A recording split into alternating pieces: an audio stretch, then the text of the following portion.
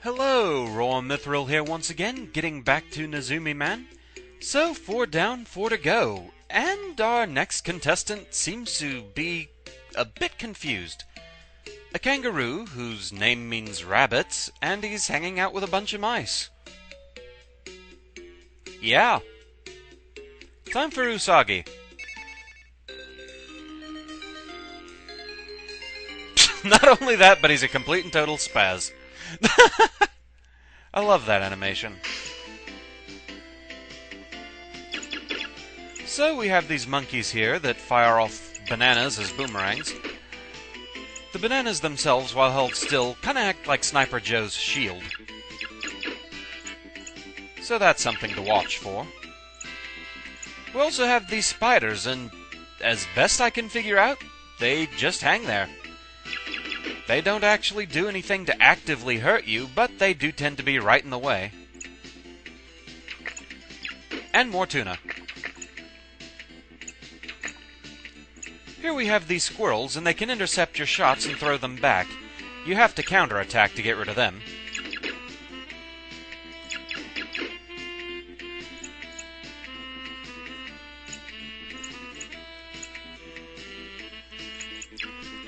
It's all about finding a place where you have enough room to dodge the bullet that's going to be thrown back at you. So, we have a passage here to the left that we can't get to without Nezumi weapons, but I'll demonstrate that in the outtakes. For now, let's take these bat platforms. They move straight ahead until they hit the red outline of themselves, and then they stop.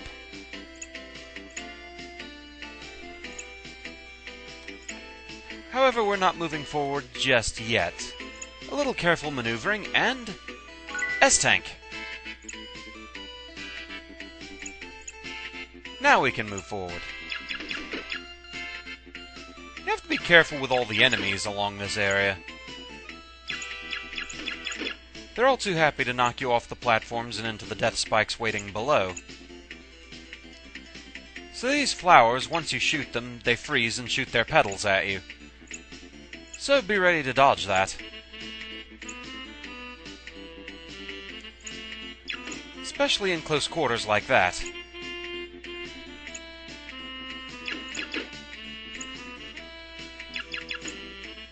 Huh! That's the first time I've ever managed that. If you don't take out that fruit, which apparently you can do, it immediately drops onto both these flowers and sends both the petals, streaming at you. So, that's interesting. I didn't know you could actually do that.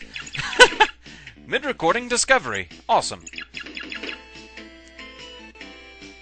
Aerial tuna? What has science done?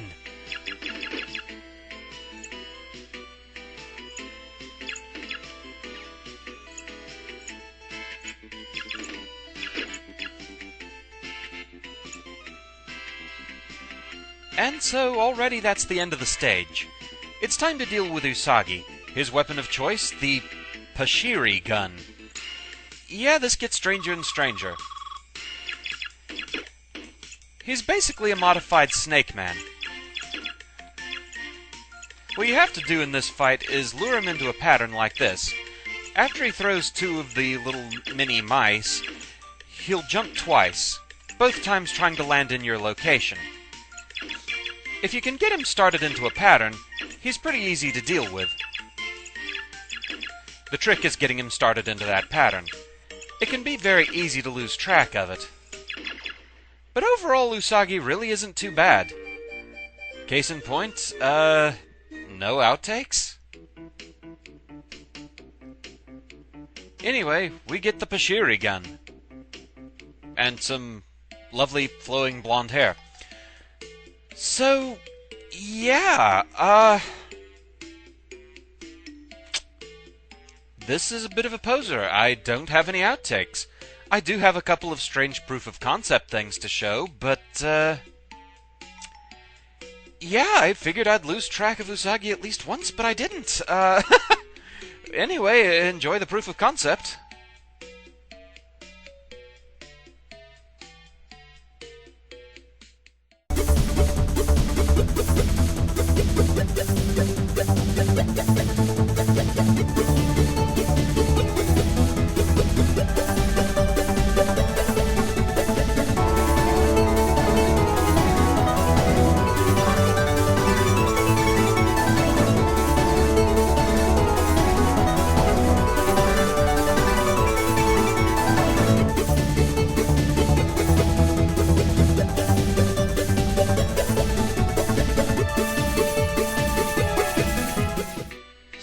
this room, we have this rather strange space over here to the left.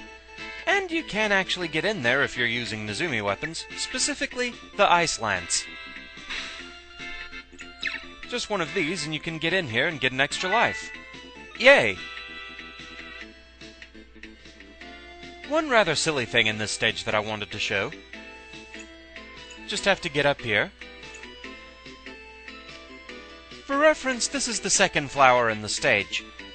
However, there's a bit of a scrolling strangeness here. You can actually jump off to the left. And what's over here? Yeah, watch out for that tree. That's just weird. Why? Why? Why'd they include that?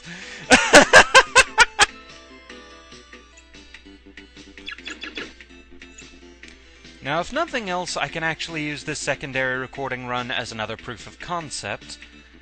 This time for the fruit falling on the flowers. That's all it does. But I seriously did not know you could actually take out the fruit. Okay, yeah, we've already made it through the stage again. Will Usagi actually catch me? Secondary attempt against Usagi to see if I can... Once again... Nope, I can't. Okay, yeah, he can still catch me, so at least there's that.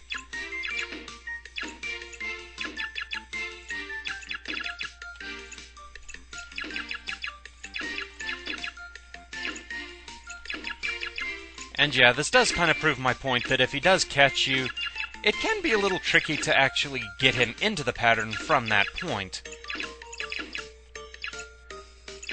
But once you get him into the pattern, he still isn't all that bad. So, yeah, experimental second run. We see he can still catch you. He is still fast.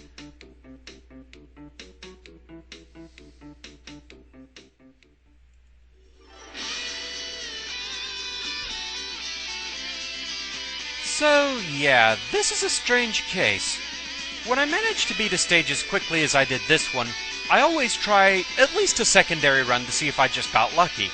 And in this case, it seems I did, but still it's not all that bad. I give Usagi a 2 out of 10. Now the only thing really giving Usagi that extra point is he's not quite as pattern locked as, say, Ice Nezumi. You do have to put in at least some effort to lock our confusing little friend into his pattern, and it can be easy to lose it. His speed does make him a bit more intimidating than other easier bosses, but if you can get past that and be in the right place at the right time, Usagi is pretty simple. His stage can't really help him all that much. It's one of those where, once you know what's coming, it's easy to get through without being surprised. He doesn't even have one of those fish head big eye wannabes running around. So, yeah, 2 out of 10 for Usagi. So with that, that's another one done. Thank you very much for watching, I hope you enjoyed the video, and I shall see you again next time. Until then, fare thee well.